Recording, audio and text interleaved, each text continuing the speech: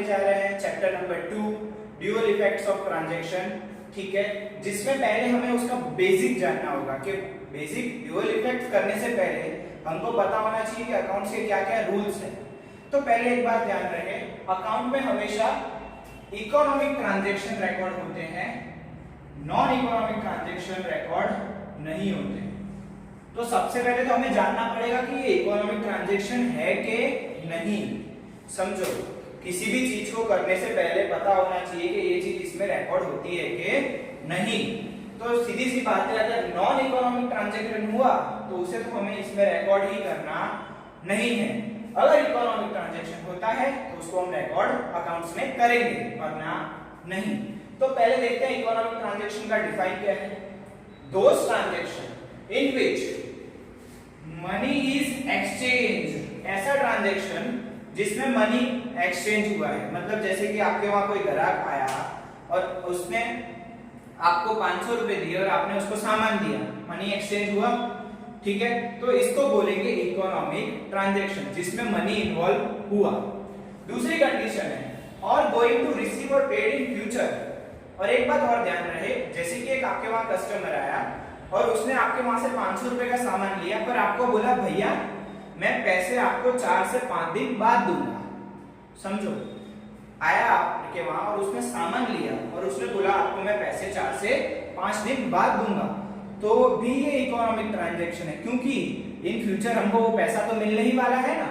तो ध्यान रहे, और टू रिसीव और पेड इन फ्यूचर, या हमको फ्यूचर में भी कोई पैसा मिलने वाला हो तो भी उसको हम क्या बोलेंगे, इकोनॉमिक ट्रांजैक्शन। ध्यान रहे, या तो money on the spot exchange हो गया हो, ठीक है, और या तो पैसा हमको इन फ्यूचर मिलने वाला हो, तो भी हम उसको क्या बोलेंगे, इकोनॉमिक ट्रांजैक्शन। ठीक है, अब बात हुई non economic transaction. Those transaction whose value is can not be measured in terms of money. मतलब ऐसे ट्रांजैक्शन जिनको हम मनी में मेजर ही नहीं कर सकते। एक एग्जांपल मैं लूंगा, प्लानिंग टू बाय मशीन, मैं मशीन लेने का सोच रहा हूं। तो अभी आप सोच ही रहे हो, समझो, आप मशीन लेने का सोच रहे हो, आपने अभी तक ली नहीं है। ठीक है, एक और एग्जांपल है, an order given to supply goods. मैंने एक ऑर्डर दिया एक जगह कि भाई मेरे को गुड्स भेज देना, तो अभी तक गुड्स मेरे पास आए तो नहीं है ना, तो ये तब तक नॉन इकोनॉमिक ट्रांजैक्शन रहेगा। जब मेरे पास गुड्स आ जाएंगे तभी ये ट्रांजैक्शन क्या हो जाएगा, इकोनॉमिक। समझो, गुड्स का एक्सचेंज होना और उसके सामने पैसे मिल जाना, या तो इन फ्यूचर में मिलने वाले होना, तो ही उसको इकोनॉमिक ट्रांजैक्शन बोलेंगे, otherwise it is non economic transaction. आगे बढ़ेंगे कैश ट्रांजैक्शन पे। तो कैश ट्रांजैक्शन का मतलब क्या होता है, जिसमें on the spot cash exchange हो गया। पर यहां तक तो ठीक है, पर आपको मेन चीज का तकलीफ आती है, पता है कैसे पता किया जाए कि ये कैश ट्रांजैक्शन है कि क्रेडिट ट्रांजैक्शन। तो उसके लिए थोड़े से स्टेप्स हैं। In which cash is exchange, word cash is mention. पहली बात तो क्या होगा, वर्ड कैश मेंशन किया होगा। फॉर एग्जांपल,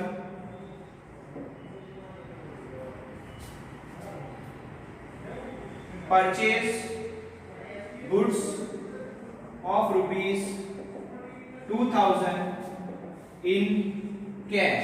देखो, ऐसे कैश वर्ड मेंशन करके रखा हुआ ना, तो ये क्या ट्रांजैक्शन हो जाएगा, कैश ट्रांजैक्शन। क्या लिखा है, purchase goods of ₹2000 in cash. हमने 2000 के गुड्स परचेज किए, कैसे, कैश, इन कैश मेंशन करके रखा है। ठीक है, एक तो ये ध्यान रखना है।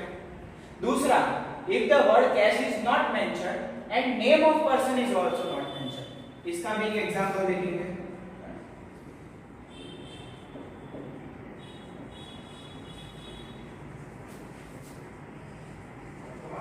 पेड ₹5000 एज अ सैलरी, हमने 5000 सैलरी पे की है।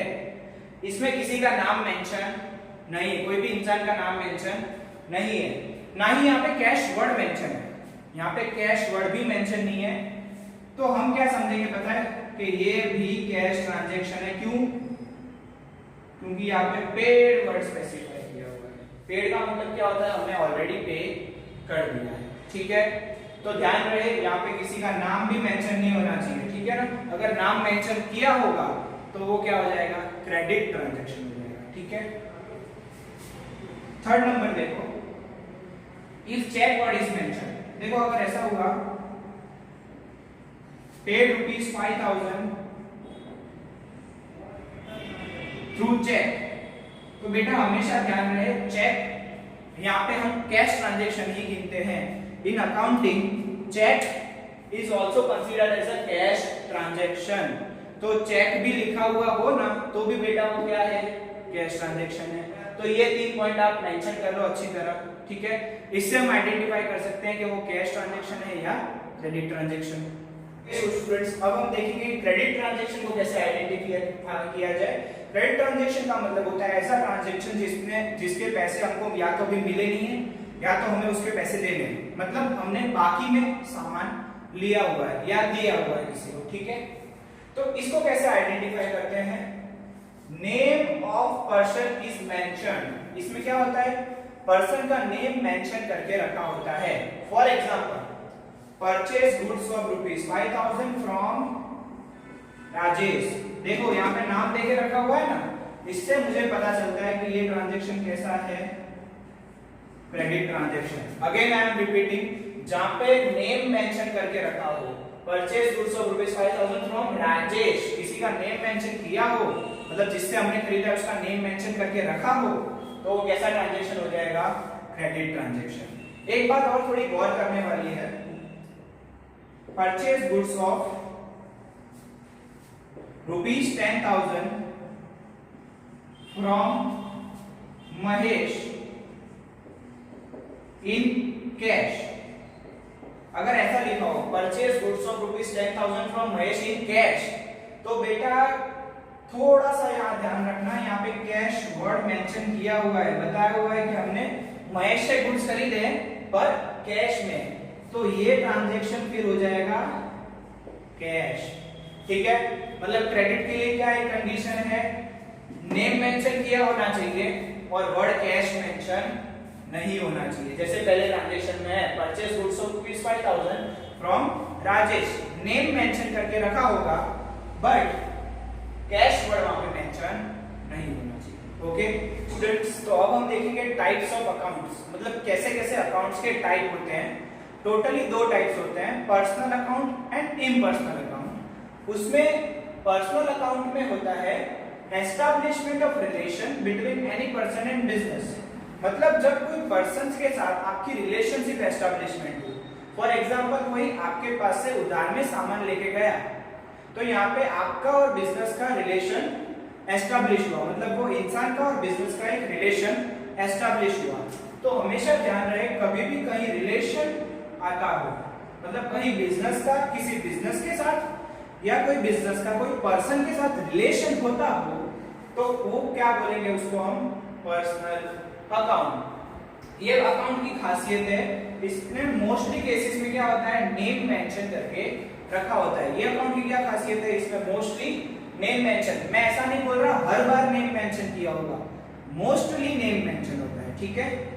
तो एक बात ध्यान रखनी है, जहां रिलेशनशिप एस्टैब्लिश हुई है, मतलब जहां रिलेशन ऐसा आया है बिजनेस और किसी इंसान का या बिजनेस और किसी बिजनेस का, तो वो होगा पर्सनल अकाउंट। रियल अकाउंट, ठीक है, रियल अकाउंट इम्पर्सनल अकाउंट का सब सेक्शन है, मतलब इम्पर्सनल अकाउंट में 2 अकाउंट आते हैं, real account and nominal account. Real account ऐसा है जिसमें असेट्स और गुड्स आते हैं। असेट्स का मतलब आप जानते ही हो, लैंड, बिल्डिंग, वो सब असेट्स होती है।